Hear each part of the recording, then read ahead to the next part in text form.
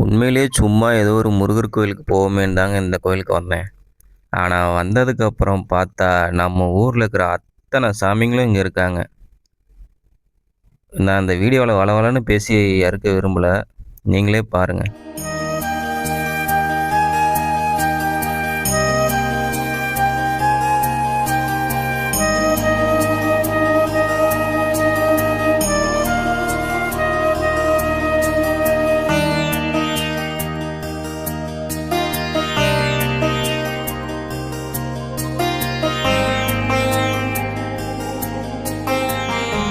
பெட்டி தூக்கி வராண்டா டைட்டை பந்தலத்து காவக்கார வராண்டா ஆபரணம் பெட்டி தூக்கி வராண்டா வராண்டா கருப்பு இடி முழங்குது கருப்பசாமி தங்க கலசம் மின்னுது அங்க இடி முழங்குது கருப்பசாமி தங்க கலசம் மின்னுது.